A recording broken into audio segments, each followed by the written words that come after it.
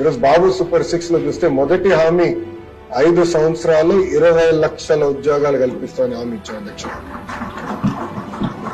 దాంట్లో భాగంగా డిఎస్సి ఏర్పాటు చేశాం. ఇప్పటికీ పెద్ద ఎత్తున ఒప్పందాలు కుదిరించుకున్నాం. స్పీడ్ ఆఫ్ డూయింగ్ బిజినెస్ లో ప్రైవేట్ రంగంలో కూడా పెద్ద ఎత్తున ఉద్యోగాలు ఉపాధి కల్పించే దిశగా ప్రజా ప్రభుత్వం పనిచేస్తుంది అధ్యక్ష. దాంట్లో భాగంగా స్కిల్డ్ మ్యాన్ పవర్ ఏదైతే అవసరం ఉందో అది కూడా మేము అందరం కోఆర్డినేట్ చేసి అందించాలని ఒక లక్ష్యంతో మేము పనిచేస్తున్నాం అధ్యక్ష. రాబోయే రోజుల్లో ఐటీ ఎట్లయితే గ్రో అవుతుందో అదేవిధంగా ఎలక్ట్రానిక్స్ మ్యానుఫాక్చరింగ్ లో పెద్ద ఎత్తున అవకాశం ఉంది.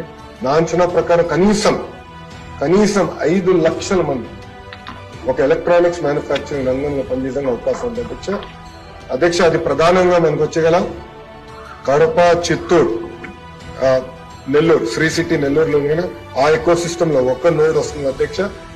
అదే గౌరవ ముఖ్యమంత్రి గారు చెప్పినట్లు డ్రోన్ ఎకో సిస్టమ్ కర్నూలులో వస్తుంది అధ్యక్ష. Medical devices manufacturing Visakhapatnam already భారతదేశానికి క్యాపిటల్ గా ఉంది. దాన్ని ఇంకా ప్రోత్సహించాల్సిన అవసరం ఉంది.